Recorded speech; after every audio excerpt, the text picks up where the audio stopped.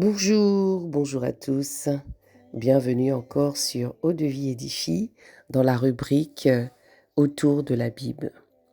En début de semaine, il est 4h22, on est mercredi. Moi, c'est Tata Armel. Je suis là le lundi, le mercredi, le jeudi et le vendredi pour partager la parole de Dieu. Et le lundi, nous avons partagé la lecture dans le chapitre 11. Je pense que ça vous a fait du bien. Et ce chapitre nous parlait encore une fois du jugement contre les murmures du peuple d'Israël qui se retrouve, qu'on a sorti de l'Égypte. Alors là, nous allons entamer le chapitre 12. J'espère que vous avez lu, j'espère que vous avez noté, j'espère que vous avez compris certaines choses et que vous n'êtes pas resté figé. Parce que le but ici, c'est pour que chacun de nous approchons d'une autre manière encore auprès du Seigneur. Dans ma Bible, ici, dans le chapitre 11, c'est marqué « Jugement contre les murmures du peuple ». Et au chapitre 12, on parle de Marie et Aaron murmurent contre Moïse. Ah là là, vous savez, je ne sais pas si vous lisez, mais cette rubrique, non seulement c'est pour nous encourager à lire, mais en même temps, on se pose aussi la question de savoir, nous sommes des disciples. On est censé être des disciples. Et être disciple ici, c'est quelqu'un qui a donné sa vie à Jésus, qui s'est converti, et par cette conversion, devient curieux, cherche à s'alimenter régulièrement, cherche à s'informer régulièrement, à chercher en fait Jésus, et de chercher à savoir quel est le Dieu qu'on est en train de prier. Parce que c'est à travers la Bible que tu sauras qui tu es en train de prier. Ceci dit, merci Seigneur pour ce temps. Merci mon Dieu, mon roi, pour ta fidélité. Avec ce chant qui passe ici, fidèle. Merci Seigneur encore, Papa, de m'accompagner dans cette lecture. Et que tu sois encore au contrôle, mon Dieu, mon roi. Merci pour la vie. Merci encore, Papa, pour le souffle de vie de ce matin. Merci encore, Père éternel, pour l'intelligence que tu renouvelles à travers ce moment de lecture et que ton nom soit encore élevé. Père éternel, que tu puisses m'inspirer, que tu sois au milieu de moi, au milieu de nous.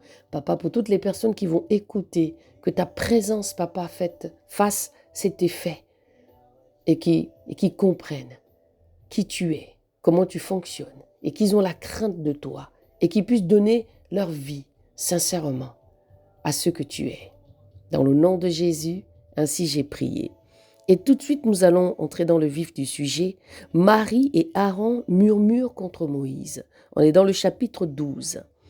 Alors Marie et Aaron parlèrent contre Moïse au sujet de la femme éthiopienne qu'il avait prise, car il avait pris une femme éthiopienne.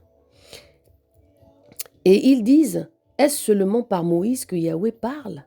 N'est-ce pas aussi par nous qu'il parle? Et Yahweh entendit cela. Or cet homme Moïse était un homme très doux, plus que tous les hommes qui étaient sur la terre. Waouh! Moïse était très doux. Que pensait Yahweh? Et ici on nous fait comprendre que Moïse avait une femme égyptienne. Et donc qui a amené à Marie et Aaron de critiquer Moïse vis-à-vis de ça. Ah là là. Et ils disent, est-ce seulement par Moïse que Yahweh parle? N'est-ce pas aussi par nous qu'il parle? Et Yahweh entendit cela. Or cet homme, Moïse était un homme très doux, plus que tous les hommes qui étaient sur la terre. Et soudain Yahweh dit à Moïse et à Aaron et à Marie, venez vous trois à la tente d'assignation. Et ils y allèrent, eux trois. Alors Yahweh descendit dans la colonne de nuée et se tint à l'entrée de la tente. Puis il appela Aaron et Marie qui s'avancèrent tous les deux.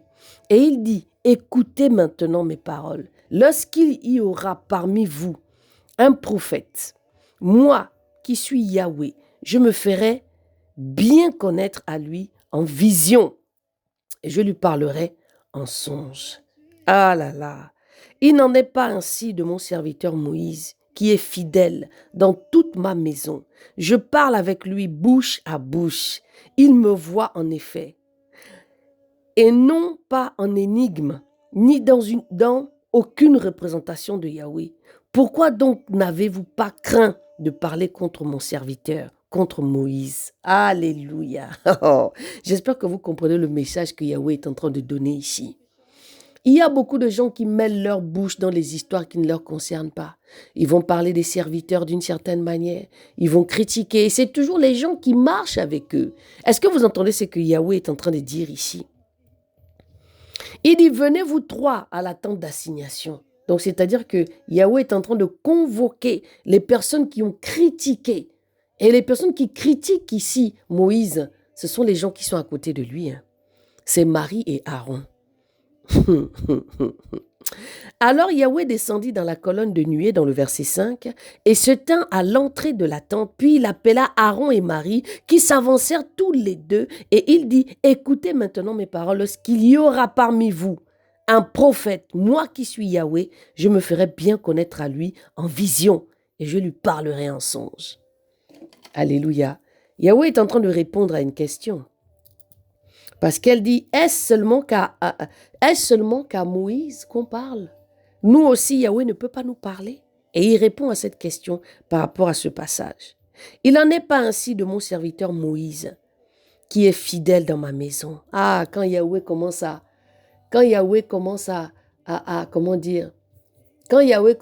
parler d'un homme de cette manière, c'est que vraiment, Moïse avait les grâces de Yahweh. Il n'en est pas ainsi de mon serviteur Moïse qui est fidèle dans toute ma maison. Je parle avec lui bouche à bouche. Ah, l'intimité, le niveau d'intimité qu'avait Moïse avec Yahweh. Je parle avec lui bouche à bouche et il me voit en effet et non pas en énigme, ni dans aucune représentation de Yahweh. Pourquoi donc n'avez-vous pas craint de parler contre mon serviteur, contre Moïse? Waouh! La Bible dit un peu plus loin, encore une fois dans le livre de Lévitique, je crois, de l'Exode, la Bible disait déjà là-bas que Moïse parlait à Yahweh comme son ami intime. Et quand on dit ici que Moïse était un homme doux, Moïse vient d'abord, il a eu cette éducation par rapport à l'Égypte. Donc il a été élevé par Pharaon, parce que c'est sa fille qu'il a pris à l'époque où on demandait de tuer les garçons, les premiers, tous les mâles. Parce que Pharaon voyait que les enfants qui naissaient là, le nouveau Pharaon voyait que les enfants qui naissaient là, c'était trop et que ce peuple-là est en train de prendre une place énorme. Donc il fallait tuer tous les garçons. Et les parents de Moïse virent que l'enfant était beau. Ça, c'est parce que Moïse avait déjà la main de Dieu depuis. Et Moïse a grandi. Moïse est parti 40 ans de l'Égypte, il a fui quand il a tué un soldat égyptien. Et le Seigneur l'a cassé pendant les 40 ans. Et il lui a façonné d'une certaine manière. C'est quelqu'un qui ne pouvait plus parler, malgré l'éducation qu'il avait reçue. C'était un homme qui était éduqué selon les Égyptiens. Donc apparemment, tout ça a fait de lui cet homme doux. Oh, merci Jésus. On continue dans le verset 9.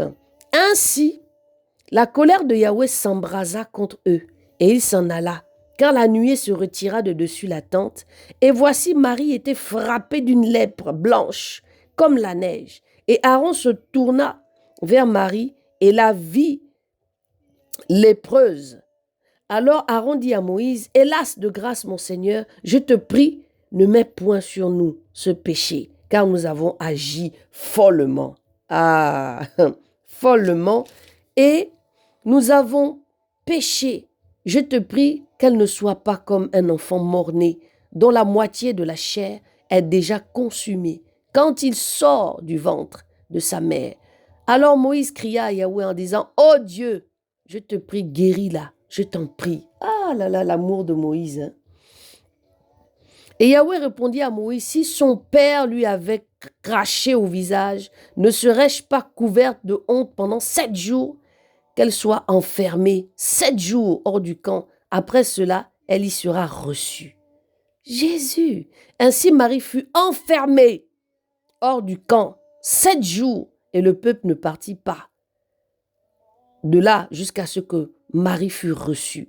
Après cela, le peuple partit de Hatzéroth et il campa dans le désert de Paran. Alléluia. On a fini le chapitre 12. Vous voyez, on est toujours dans les murmures. Les hommes aiment murmurer. Les hommes ne comprennent pas le plan de Dieu des fois dans certaines choses. Et vous passez votre temps à murmurer. Je pense qu'en écoutant cette lecture, vous allez commencer à vous repentir sérieusement des choses que vous faites dans le secret. Parce que Dieu voit tout. Il sait tout. Quand il veut parler à quelqu'un, il te parle. S'il veut avoir une relation avec toi, particulière qu'il avait avec Moïse, il le faisait. Mais Moïse était en quête de quelque chose. Moïse était en quête de connaître ce Dieu-là. Moïse était en quête de rencontrer ce Dieu-là. Et il voulait voir la gloire de Dieu. Et c'est ce qu'il vivait avec Yahweh.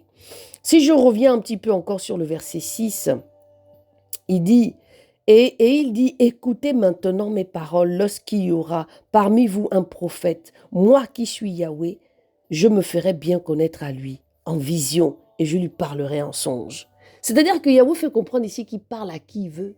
Il parle en songe, il se renouvelle, il se révèle à qui il veut parce qu'il est roi. Il fait ce qu'il veut. Il n'en est pas ainsi de mon serviteur Moïse. Il faisait comprendre qu'avec Moïse, là, il n'a pas besoin. Parce qu'il parle avec Moïse bouche à bouche. Hein? Je parle avec lui bouche à bouche. Il me voit en effet. Et non par une énigme.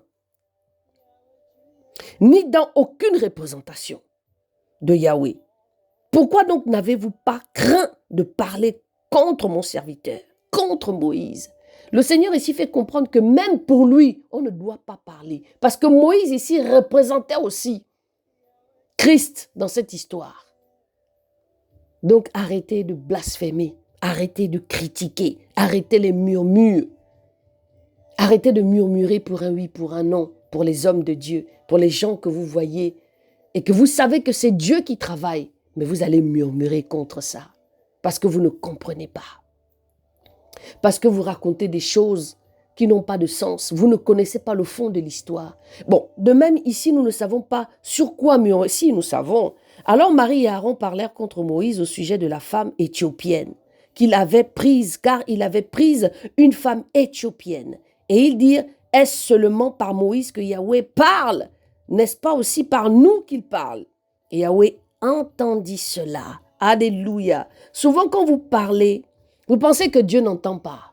Quand vous faites des murmures, même les plus cachés, même si vous allez derrière les portes, Yahweh va vous écouter parce qu'il est le Dieu qui écoute tout ce que nous faisons. Il n'y a rien qui le rate. Tout ce que nous pouvons dire, il le sait. Tout ce que nous pouvons faire, il le sait. Il est au courant de chaque chose. Ce sont les hommes, on va se critiquer tous les jours. On ne va pas savoir ce que toi tu dis de moi, ce que toi tu dis de quelqu'un d'autre dans le secret. Mais Yahweh, il voit tout, il sait tout. Donc, en ce matin, je voudrais que tu te mettes vraiment dans un état et regarde ce qu'il a fait. Hein. Regardez ce qu'il a fait à Marie. Hein. Il a enfermé, il n'a été pas content. Mais je vois aussi qu'avec Aaron, il n'a rien fait à Aaron. Peut-être que nous allons continuer dans la lecture. Peut-être au chapitre 13, il va se passer quelque chose. Mais il a fait en sorte de... Il a donné la lèpre à Marie à cause de sa bouche. À cause de sa bouche.